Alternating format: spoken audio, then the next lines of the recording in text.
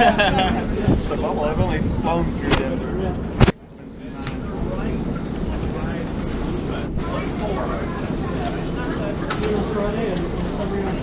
There you go. Awesome.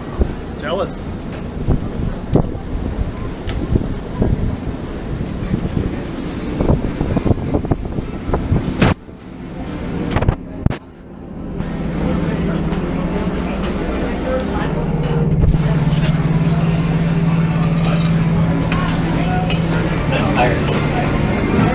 Playing pirates.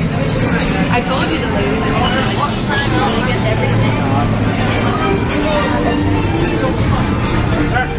Sorry about that.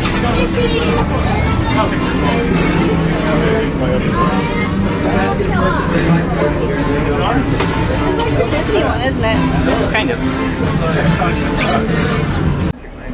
Our hatches are secure. Life support on and running. The ballast is currently set at 6,700 pounds. Tip level is 105 feet. Request permission to open this. Get her down.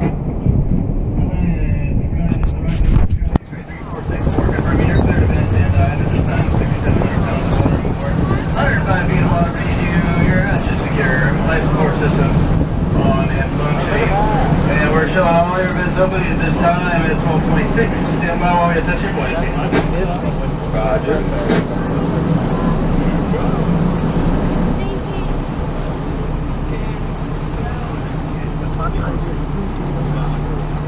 We stay here in Disney. You're positively buoyant. Stay on vertical thrusters. Yep.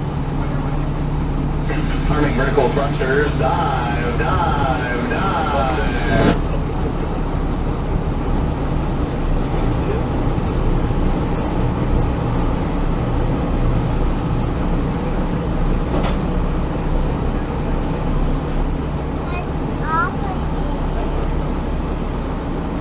Two verticals in operation.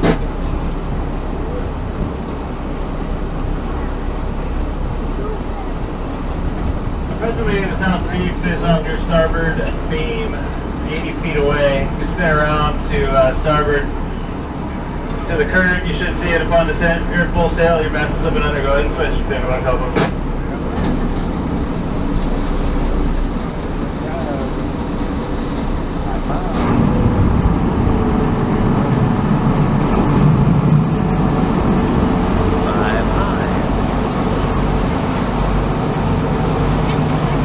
Okay, there she goes. Here we go. We'll be back in the harbor in 10 minutes. Look for whales. Enjoy the view. No dancing.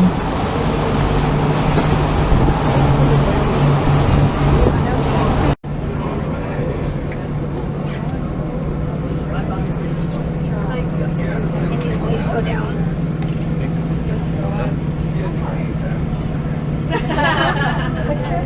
Vents open, 11:28. 28.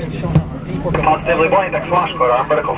Roger, engaging vertical thrusters. Dive, dive, dive. We got that part from an old war movie. 2 vertical. 330, 70 feet, 330. Roger, coming to port, and we're switching to the underwater telephone.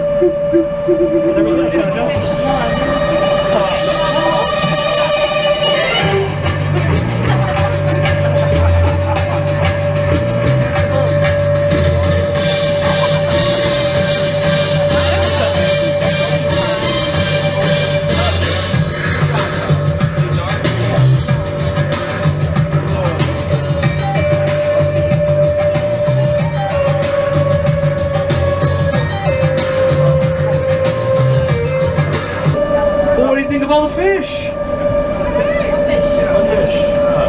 Friends, we used to see fish on this tour, and it was a lot of fun. Tours are kind of distracting. They kind of take away from the message of while we're down here. So we got rid of all those pesky fish. This way you can focus on my voice for the next 90 minutes as I tell you the many fine benefits of timeshare ownership. That's definitely not true, not true. We have fish. Starboard side's got some bait fish right there. That's right, the mackerel cat, of course. But the fish we're looking for, we're at the ocean floor, folks. If you grab your sushi menus right between the viewports, you can get a good view of like what to expect down here. You have 54 fish on this menu. There are 4 eels on one side, and there's a shark on the other. If the fish start eating near the edges of your viewports, you should probably get my attention. Once those fish break through the duct tape on the outside of your viewport, well, there's not a lot of paper mache and chicken wire behind that stuff, so help us out. Don't compromise the integrity of the hull. All ports out here are some predators, silver with blue tint. These are bluefin trevallies. Now it's cute when fish live together in harmony and everybody is swimming in unison. That's nice and all, but when a fish eats another fish right in front of you, that's awesome. Okay, that is really cool to see. So keep your eyes on those bluefin trevallies. You'll notice how the other fish have all kind of ducked down. Okay, they're kind of hitting the deck right now. As prey, as a little fish down here, your best chance of survival is inside the reef, but also as close to the ocean floor as you can get. This makes it very difficult for a predator to swoop down on you and eat you without getting a mouthful of sand and coral too. All for protection. Now you may have also noticed how we've got the lights on outside. We have 6 lights on the port. We have 6 lights on the starboard. Now friends, each light is a little smaller than your face. Each light's also about 1,000 watts. So we're really pumping out the light. Whenever we want to get good photos down here. Up down below, those are the Taape that we mentioned before. Yeah. The invasive species. Showing a record on the port, do you see him? Yeah, also those little Oreo cookie fish, the Dacilus damsels.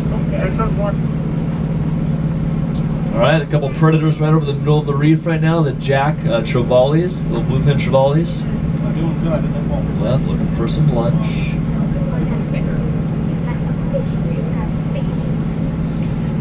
Now friends, the coral you're looking at, this is mostly comprised of plate coral. And friends, just so we can kind of let you in on the secret, we don't see sharks very often. This happens maybe 10% of the time. And we do 6 dives a day, 365 days a year. So the math really isn't on your side when it comes to seeing sharks. So every camera's ready. It's going to become a fleeting snapshot.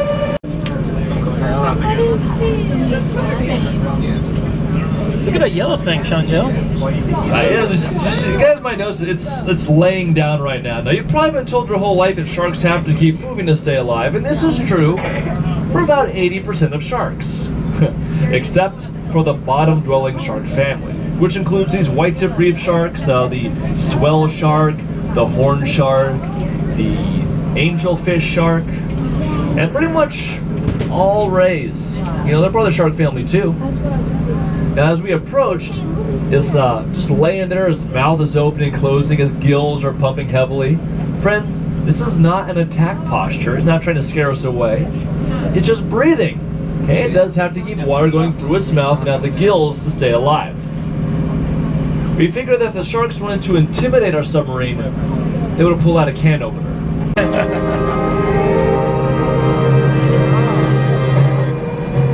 Now originally, this vessel started off life as the Mary. Built in 1920 in Kiel, Germany by the company that put together the German U-boats during World War II. Now this was a 2-masted topsail schooner. This was a sailing ship, moving mostly dry goods from what we understand. As you look ahead, you can see the cargo hold. Excellent.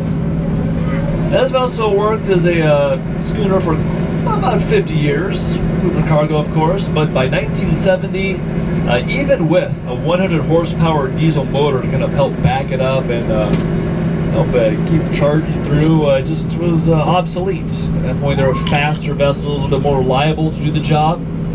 So at that point the Carthaginian was decommissioned. It was up for sale. That's when the Lahaina Restoration Foundation rescued it. They bought it, took a crew 105 days to sail it from Denmark to Maui. Oh, that's a long, slender trumpet fish. Now think of a seahorse, they're part of the same order.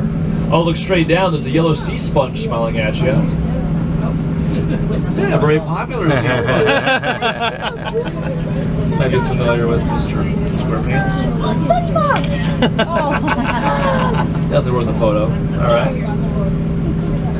So this thing worked well, but once again it got bought, sent to Maui. Lahaina Restoration Foundation cleaned it up. They repainted it, kind of retrofitted it from this old 1900s cargo hauler into the facade of an 1800s training. Requesting surfacing instructions. LNS, this is the surface. Please make your depth 40 feet for visual contact. Heading on the surface will be 330, hold at 40. Roger, making our depth 40. We'll hold there until you have visuals and confirm the area above us to be clear of traffic. I'm heading to 330. We're leaving the bottom. All right, so you just heard that we're clear to leave the ocean floor. Roxy and Holokai are looking for the sub. Yep, say aloha to the top of the bottom of the Pacific Ocean. It's going to slowly slip from our view. And in a moment, you're going to hear some very loud hissing sounds. This will be the high-pressure air system flushing the salt water from the ballast tanks. This happens, there's 10 tons of ballast, which means it's very positively buoyant. Surface, this is Atlantis. We're at 96 feet. Understand you have visuals on us. Requesting final clearance to the surface. Atlantis, you are clear to surface, clear to surface. Roger, understand clear to surface. We're isolating vertical thrusters. Switching to the VHF radio and below in the air ballast. So make way because here we come.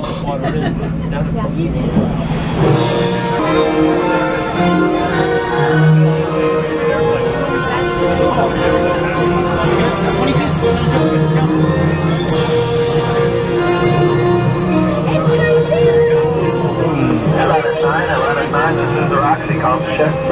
Roger, last time with the FS rate 96.2, I'm clear, make it to 5. I'd be loud and clear. 6's and 5. 5, 6 is clear and ashes. Roger, thank you. All right, so here we are, back at the surface. How about a round of applause for Pilot Jeff today, right? Hey, all right. Thanks, everybody. It's actually my pleasure taking you guys down. Glad you had a good time. I'll load it.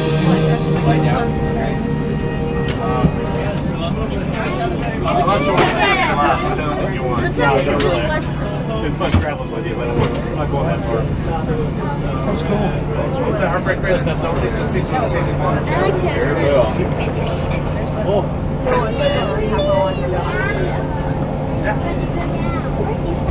I like Holokai, and welcome to the Atlantis dive site. Have visuals of the submersible. Get your cameras ready. Listen in. We're going to bring them up.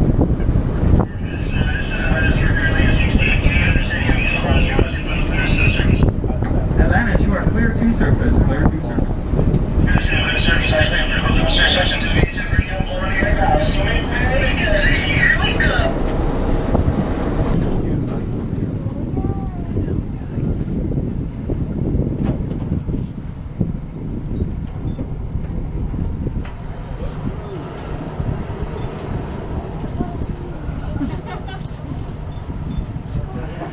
Atlantis 9, this is the Roxy comms check 6's.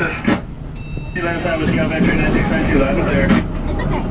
All right, there it is, folks, Atlantis number 9. And while we're down below on tour, we'll show you what happened to Atlantis 1 through 8.